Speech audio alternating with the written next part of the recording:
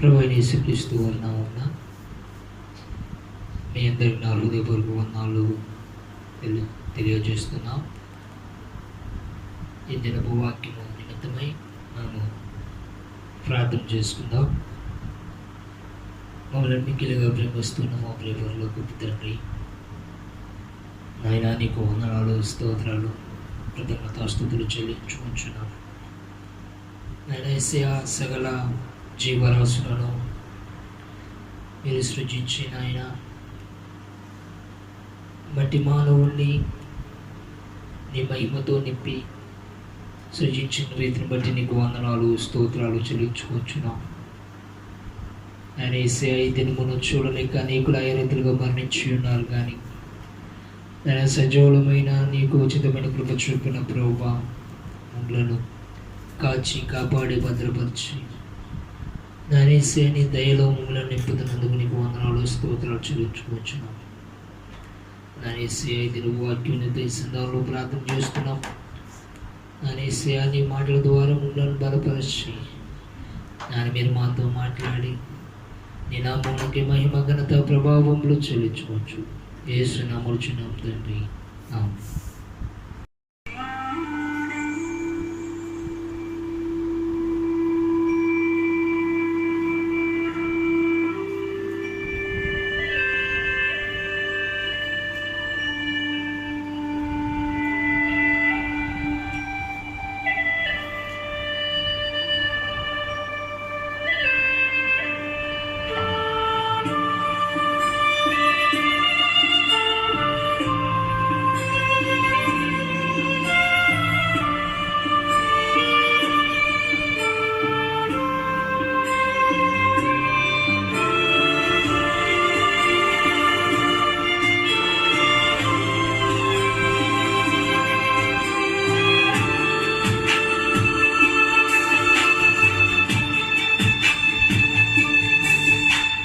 నిత్య ప్రేమతో నన్ను ప్రేమించి, నిత్య ప్రేమతో నన్ను ప్రేమించి, తల్లి ప్రేమను మించినది,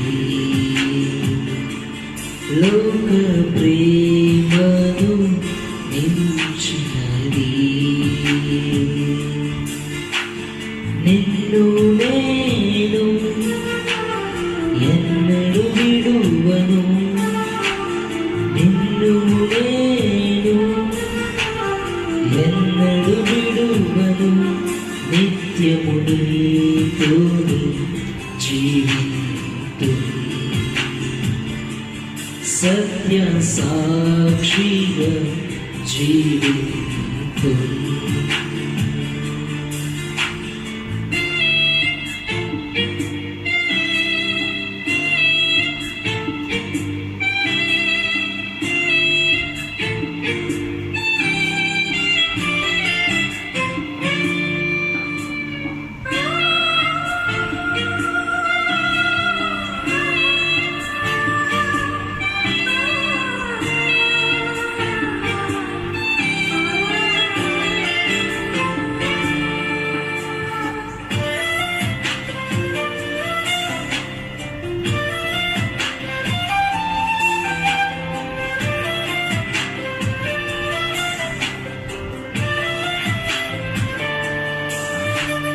నిత్య రక్షణతో నన్ను రక్షించి, నిత్య రక్షణతో నన్ను రక్షించి, ఏక రక్షకుడు యేసు,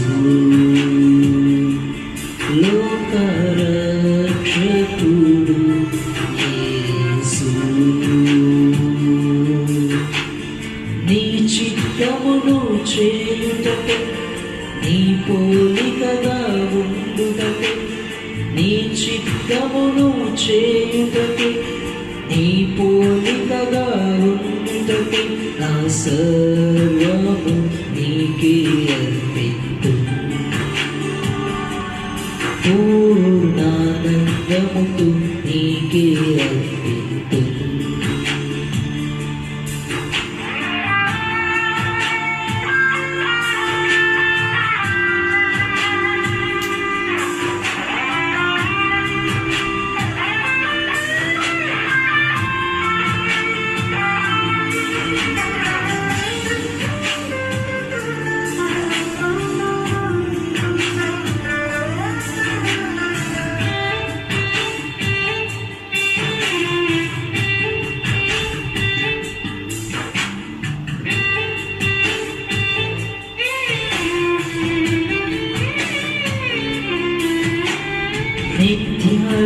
రాజ్యములో నన్ను చేర్పించి నిత్య రాజ్యములో నన్ను చేర్పించి మేఘరథములపై రానయ్యున్నాడు.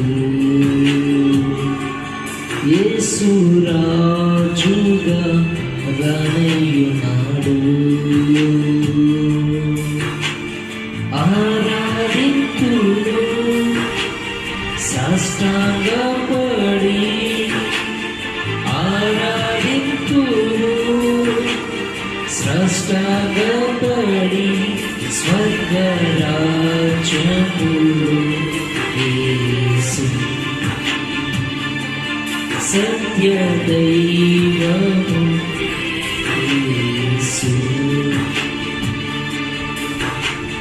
నిత్య ప్రేమతో నన్ను ప్రేమించి, నిత్య ప్రేమతో నన్ను ప్రేమించి, తల్లి ప్రేమను మించినది, లోక ప్రేమను మించినది. నిత్య ప్రేమతో నన్ను ప్రేమించి, నిత్య ప్రేమతో నన్ను ప్రేమించి, తల్లి ప్రేమను మించినది, లోక ప్రేమను మించినది.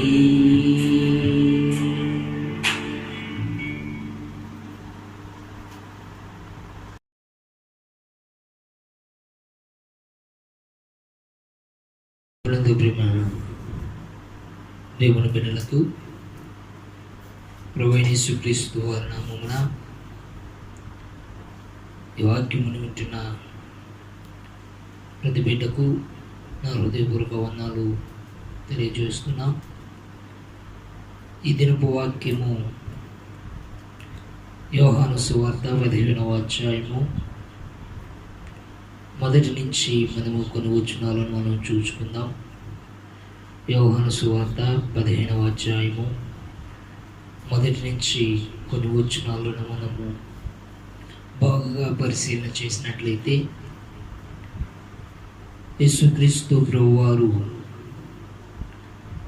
ఆయన మాట్లాడుతున్న ఈ యొక్క మాటలను మనము జ్ఞాపకం చేసుకుంటున్నాం.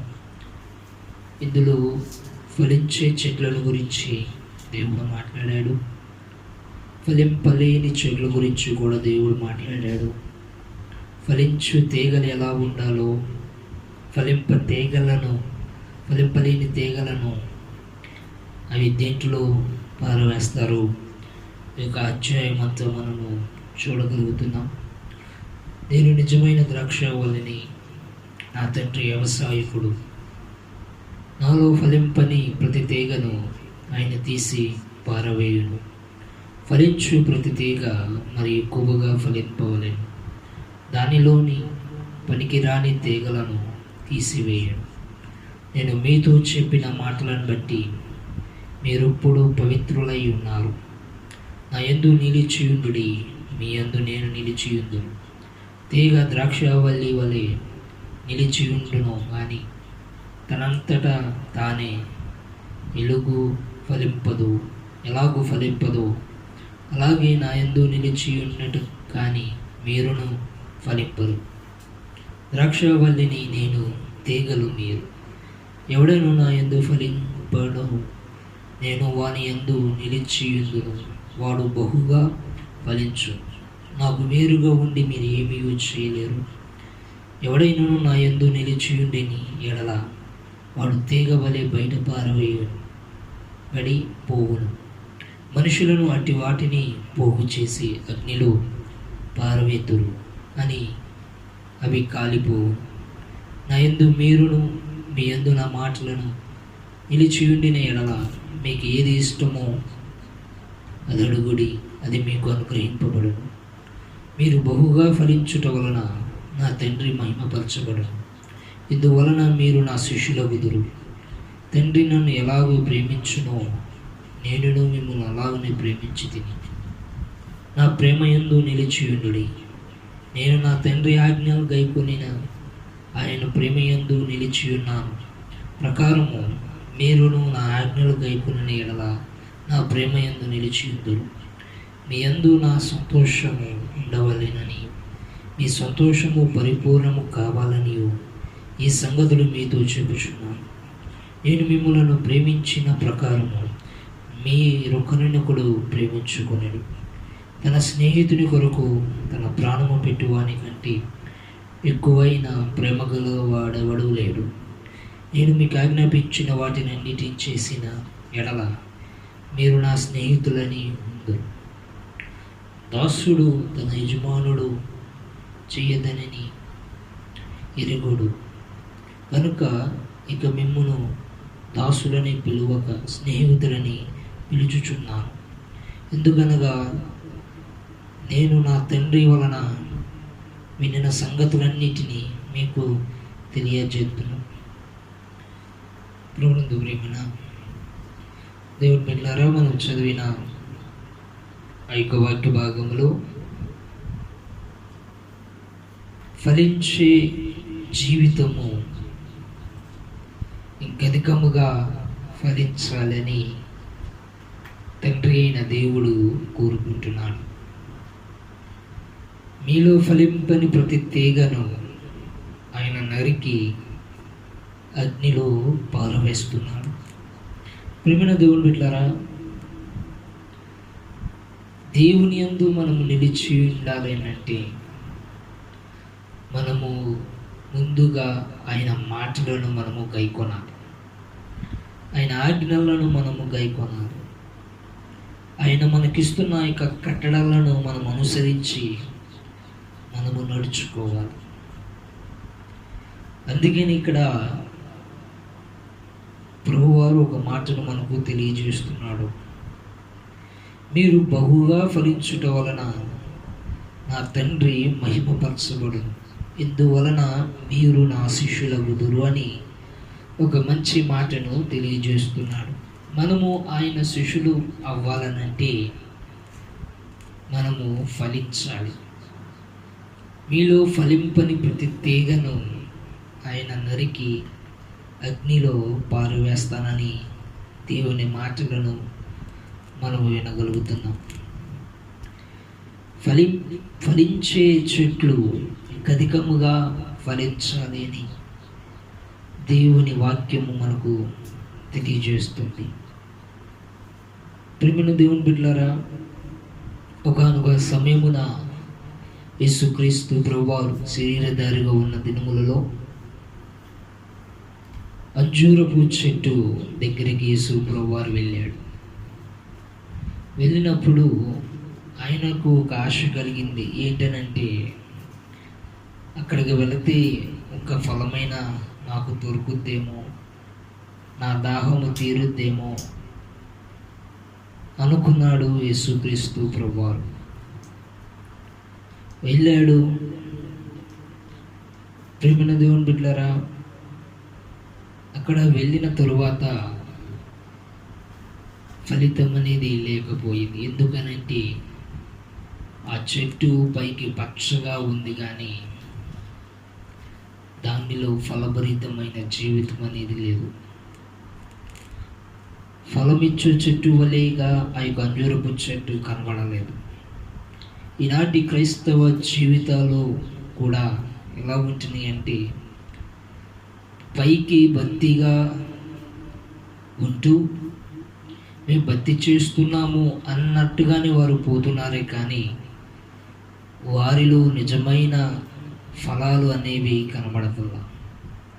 వేషధారణ భక్తితోనే వారు జీవిస్తున్నారే కానీ నమ్మకమైన భక్తిగా వారు దేవుని ఎదుట వారు కనబడలేకపోతున్నారు. నీతిమంతులుగా దేవుని ఎదుట వారు కనబడలేకపోతున్నారు. పరిశుద్ధులుగా దేవుని ఎదుట వారు కనబడలేకపోతున్నారు. పవిత్రులుగా దేవుని దగ్గర వారు కనబడలేకపోతున్నారు. చిన్న బలహీనతలు వచ్చేసరికి, చిన్న అవమానాలు వచ్చేసరికి వారి యొక్క జీవితాలు లోకం వైపుకు త్రిప్పేస్తూ ఎండిపోయిన చెట్లు వలె వారు ఉంటున్నారు. కానీ యేసుక్రీస్తు ప్రభువారి యందు ఎవరైతే నిలిచి ఉంటారో వాడు బహుగా ఫలించునని దేవుని వాక్యము మనకు సెలవిస్తుంది. దేవుని యందు మనము నిలిచి ఉండాలి. అప్పుడు ఆయన మన దగ్గరికి వస్తాడు. ఆయనే మన దగ్గరికి వచ్చి ఆయన విలువైన రక్తమును మన కొరకు దారపోసి, ఆయన రక్తము ద్వారా దేవుడు మనల్ని కొన్నాడు. ఆయన ప్రాణమును మన కొరకు దారపోసాడు. ప్రియమైన దేవుని బిడ్డలారా, మనము 9వ వచనం మనం చూసుకున్నట్లయితే, తండ్రి నన్ను ఎలాగూ ప్రేమించునో నేను మిమ్ములను అలాగునే ప్రేమించుదునని నా ప్రేమయందు నిలిచి ఉండుడి అని అంటున్నాడు. ఈ లోకములో ఎవరి ప్రేమకు మనము నిలిచి ఉండాలనంటే తండ్రి అయిన యేసుక్రీస్తు ప్రభువారి యొక్క ప్రేమకు మనము నిలిచి ఉండాలి.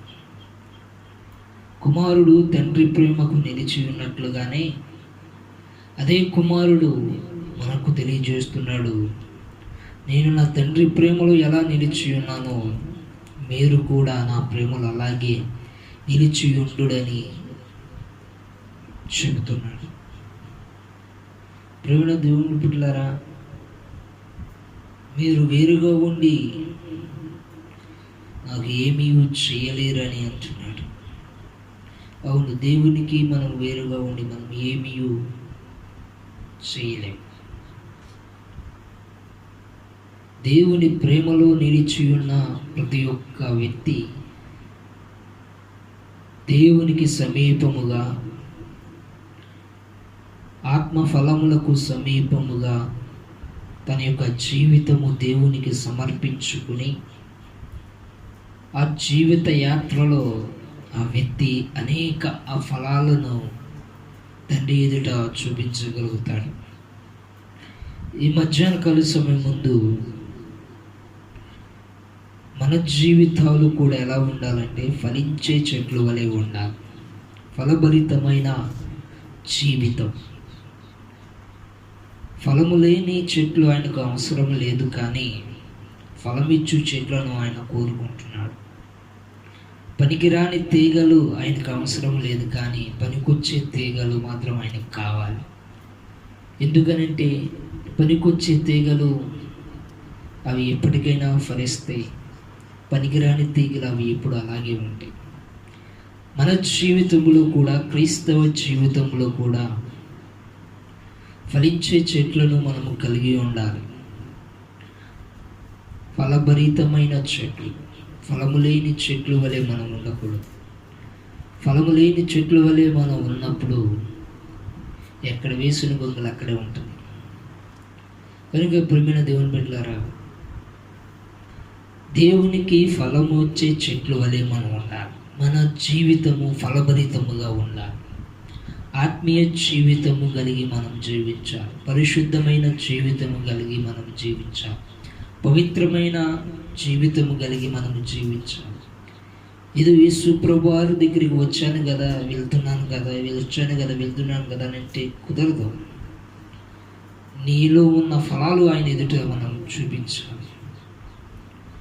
నువ్వు ఎంతవరకు ఫలిస్తున్నావు, నువ్వు ఎంతవరకు ఫలభరితమైన జీవితంలో నువ్వు జీవిస్తున్నావు అని దేవుడు పరిశీలన చేస్తాడు. ప్రియమైన దేవుని బిడ్డలారా, యేసుక్రీస్తు ప్రభువారు ఇక్కడ ఒక మంచి మాటలను మనకు తెలియజేస్తున్నాడు. 10వ వచనము మనం చూసుకున్నట్లయితే, నేను నా తండ్రి ఆజ్ఞలను గైకొని ఆయన ప్రేమయందు నిలిచి ఉన్న ప్రకారము మీరును నా ఆజ్ఞలను గైకొని ఎడల నా ప్రేమయందు నిలిచి ఉండుడి. ఆయన ప్రేమయందు నిలిచి ఉండాలంటే ఆయన ఆజ్ఞలను మనం గైకొనాలి. ఆయన ఆజ్ఞలు పవిత్రమైనవి. ఆయన ఆజ్ఞలు మన జీవితాన్ని చక్కబరిచేవి. ఆయన ఆజ్ఞలలో మనం ఏమైనా తప్పు చేస్తే అది తప్పురా అని చూపించేవి దేవుని ఆజ్ఞలు. మనం పాపము చేస్తే నువ్వు చేసేది పాపమురా అని మనకు తెలియజేసేది దేవుని ఆజ్ఞలు. కనుక ఆయన ఆజ్ఞల యందు మనము నిలిచి ఉండాలి. దావీదు భక్తుడు అంటున్నాడు కదా, ఆయన ఆజ్ఞలను, ఆయన కట్టడలను ఆయన అనుసరించి నడుచుకుని వారి మీద ఆయన కృప యుగయుగములు నిలిచి ఉండును అని అంటున్నాడు. నువ్వు దేవుని ఆజ్ఞల యందు, దేవుని మార్గములో, దేవునికి ఇష్టునిగా పరిశుద్ధమైన జీవితము కలిగి, పవిత్రమైన జీవితము కలిగి, దేవుని మాట వింటూ, దేవుని ఎదుట నువ్వు ఫలించిన చెట్లను, ఫలాలను నువ్వు దేవుని ఎదుట నువ్వు చూపించినప్పుడు దేవుడు నిన్ను పనికొచ్చే చెట్లు వలె దేవుడు చేస్తాడు. ఇంకా అధికముగా ఫలించే చెట్లు వలె దేవుడు చేస్తాడు. నేను నిజమైన ద్రాక్షవల్లిని, నా తండ్రి వ్యవసాయకుడు అని అంటున్నాడు. నాలో మీలో ఫలింపని ప్రతి తీగను ఆయన తీసి పారవేయు. ఫలించే తీగలను ఆయన ఉంచుతాడు, ఫలింపలేని తీగలను ఆయన తీసి పారవేస్తాడు. అటు వాటిని మనుషులు ఏం చేస్తారంటే పోగు చేసి అగ్నిలో పారవేస్తారు. కనుక ప్రియమైన దేవుని బిడ్డలారా, ఈ అంత్య దినాలలో నువ్వు ఎలాంటి స్థితిలో నువ్వు ఉన్నావు? పనికొచ్చే చెట్ల వలె ఉన్నావా? ఫలభరితమైన చెట్ల వలె ఉన్నావా? ఫలము లేని చెట్ల వలె, ఫలము లేని తీగల వలె నువ్వు ఉన్నావా? యేసుక్రీస్తు ప్రభువారు నీ దగ్గరికి వచ్చి ఫలమిచ్చే చెట్ల వలె ఉండాలని దేవుడు కోరుకుంటున్నాడు. ఫలభరితమైన జీవితము ప్రతి ఒక్కరు కలిగి ఉన్నారు. ఫలమిచ్చే చెట్లను ఆయన కోరుకుంటున్నాడు. ఇంకా నా యందు నిలిచి ఉండి ఇంకా అధికముగా ఫలించాలని ఆయన కోరుకుంటున్నాడు. దేవుని వాక్యంలోనూ విన్నట్లయితే, దేవుని మాటలను, దేవుని ఆజ్ఞలు, ఆయన కట్టడలను అనుసరించి నువ్వు నడుచుకున్నట్లయితే దేవుడు నిన్ను ఫలభరితమైన చెట్ల వలెగా దేవుడు చేస్తాడు. ఫలించే చెట్ల వలె దేవుడు ఉంచుతాడు. కనుక ఆయన యందు ఫలించు, ఆయన యందు విశ్వాసం ఉంచు, ఆయన ఆజ్ఞలను గైకొని ఆయన కట్టడలను అనుసరించి నడుచుకున్నట్లయితే ఆయన కృప యుగయుగములు నీ మీద నిలిచి ఉంటుంది. అంజూరపు చెట్టు ఫలము లేదు, పైకి అది పచ్చగా ఉంది, కానీ ఫలింపలేని చెట్లు వలె ఉంది. నువ్వు ఎలాంటి స్థితిలో ఉన్నావు? పైకి పచ్చగా, పైకి బత్తి చేస్తున్నట్లుగా నువ్వు కనబడుతున్నావా? ఫలము లేని చెట్లయితే, ఫలము లేని చెట్ల వలె నువ్వు ఉన్నట్లయితే ఆ చెట్టుని నరికి ఆయన నీలో పారవేస్తాడు. ఫలించే చెట్టు వలె ఉండు, ఫలభరితమైన జీవితంలో కొనసాగించు. అట్టి కృప దేవుడు మనందరికీ సహాయం చేయనుగాక. ఆమేన్.